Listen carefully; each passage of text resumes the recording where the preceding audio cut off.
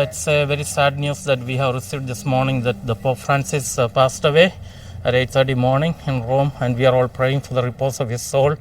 Here at the oratory, definitely, this is one of the major churches in Montreal, so we'll be having a few celebrations to pray for repose of the soul of Pope Francis.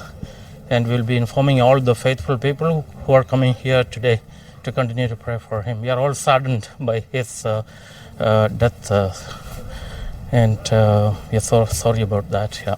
That's the voice of Father Jamon Kalandan Theo at St. Joseph's Oratory this morning. Of course, if you're just tuning in and perhaps just waking up on this Easter Monday, sad news to report that Pope Francis has died at the age of 88. Of course, he leaves behind a complex legacy as the first pope from the Americas and a figure celebrated for his humility and efforts towards inclusion. Now, he made history in Canada with a long-awaited apology for the Catholic Church's role in residential school abuses, calling his 2022 visit a penitential pilgrimage. Although many praised his gesture, others felt it didn't go far enough. Let's discuss this a little bit more. Dr. Christine Jamieson joins us on the line, an associate professor in the Department of Theological Studies over at Concordia University. Dr. Jamieson, thank you for joining us this morning. Yeah, you're welcome. Welcome. First things first, papal apologies, I imagine they're not easy to get, and that a lot of work and efforts have to happen behind the scenes for that to happen, especially in light of the apology that was given here in this country for residential schools. I'd love to know about what you know on how that apology came about and how difficult it was to get that official apology. Well, I know there were bishops working in Canada, so you're probably aware that the Truth and Reconciliation report came out in 2015, and one of the calls to action was that the Pope would come to Canada to apologize. And so it took 7 years before that happened. And in the actual call to action, they had asked that it happen that year. So it took a long time. And I think that part of the issue was the Canadian Catholic Conference of Bishops, organizing it and trying to, figure out how to allow this to happen in a way that would make sense for them, for the Canadian Church. I think the Pope himself would have come, sooner, but there were so many political and, institutional issues that had to be taken care of. So that's why it took so long. Although I'm, not saying that it should have taken so long. I wish it had been sooner. Mm-hmm. But I'm so glad it happened before Pope Francis passed away, because I think he was the perfect person to make this apology to Indigenous peoples in Canada. And given everything we know about how difficult it is to get these apologies done, and just the length of time sometimes you have to wait for what is right to be done. At the end of the day, do you feel, because I know some people said the apology didn't go far enough, but at the end of the day, do you feel that, this is a part of his legacy that people should be proud of? Well, I myself do. I'm a member of the Boissinot First Nation, which is the Interior Salish people in British Columbia. So I've been really paying a lot of attention to the apology and Pope Francis's, I think it was a very sincere apology. I think he was I think he was the perfect person to do it. But there was a lot of controversy during that visit, what he called his pilgrimage of penance.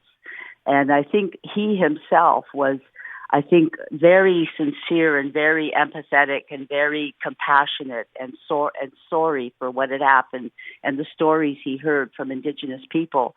At the same time, you had all kinds of optics that were going on during his visit. For example, at the masses, where you had, the popes and the bishops and the priests kind of in the front seats and all on display, and the survivors were really kind of in the background to get a bit. And so you had a kind of, it reminded, I think, people, it was a trigger, I think, a bit for a lot of Indigenous people, feeling that, we're back with the same old institution that had, did so much harm to us. So I think there was a lot of kind of mixed messages there. I don't think the mixed messages came from the Pope himself. I think his message was very, very clear that he was sorry, that he felt comradeship and empathy, and he wanted to listen to the Indigenous people, to hear their stories.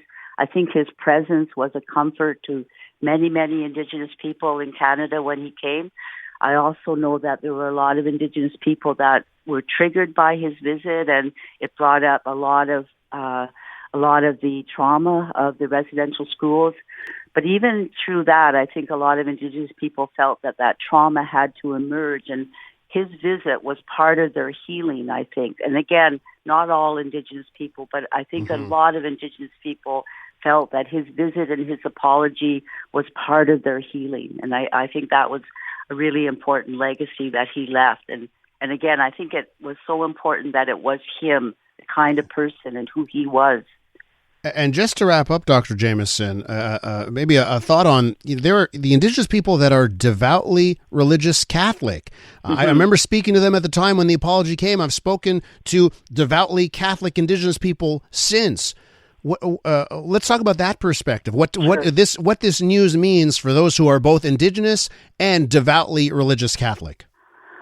Well, I think there's a real loss. I think that many Indigenous Catholics felt that they had an ally with Pope Francis and a reconnection with the Church through his goodness and through the person he was and what he represented and his outreach to the poor and the marginalized and those who suffered at the hands of sexual and physical abuse of the Catholic Church, of members of the Catholic Church. And, I think that there's a great sorrow in losing him. And it'll be interesting to see what happens now and who will be chosen. I mean, as I'm sure you're aware, and, there's this kind of polarization in the Church, between those who tend to be more traditionalists and those who tend to be more like Pope Francis, more progressive Catholics, and really wanting to kind of deal with and address the questions of today that need to be addressed and recognize that, the Church is evolving and changing, and it must speak to, the issues that we're faced with today.